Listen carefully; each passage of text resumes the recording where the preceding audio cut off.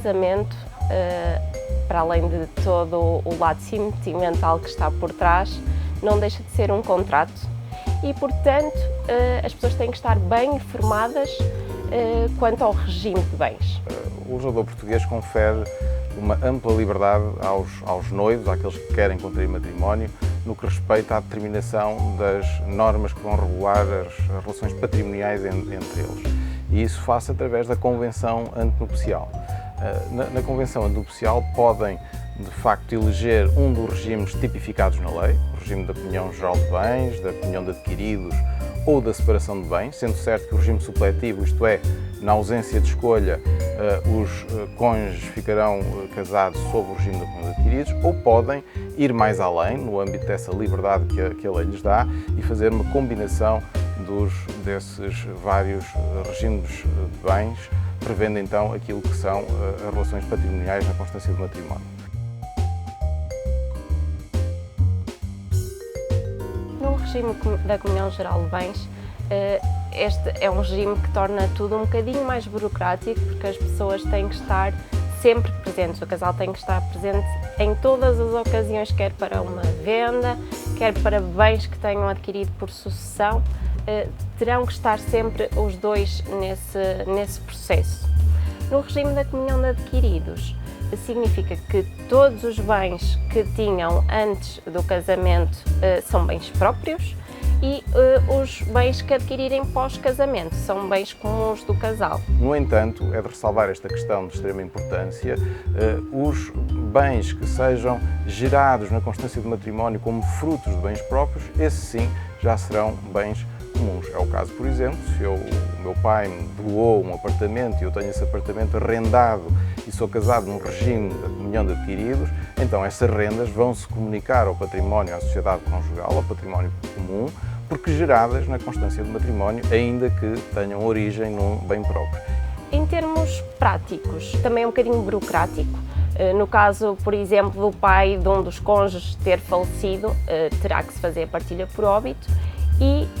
o outro cônjuge terá que consentir nessa partilha. Portanto, apesar de ser um bem próprio, o cônjuge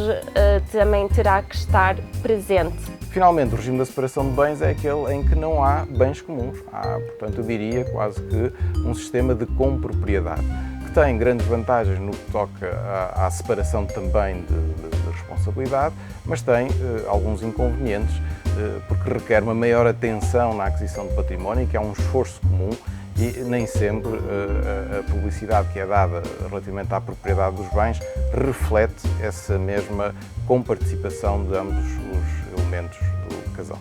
Em termos práticos, no regime da separação de bens, imaginemos que o pai do casal, temos por exemplo João e a Ana, e o pai do João falece e vem até ao cartório fazer a partilha por óbito. No regime da separação de bens, a Ana não tem que estar nem presente, como seria no caso da Comunhão Geral de Bens, nem autorizar que esta partilha aconteça. No regime da separação de bens, as pessoas às vezes confundem um bocadinho este lado direito da família com o direito sucessório. Não é por convencionarem este regime que depois, mais tarde, não serão herdeiros legitimários um do outro. A não ser, e hoje em dia já é permitido, que estipulem isso na Convenção Antenupcial, ou seja, que renunciem à condição de herdeiro legitimário. É claro que este é um tema que se reveste de alguma complexidade e não pode ser tratado neste tão curto espaço de tempo e, portanto, aconselhamos a que se dirijam a um cartório notarial e falem com o vosso notário no sentido de conseguir um fato à medida para cada caso concreto. Um tema também interessante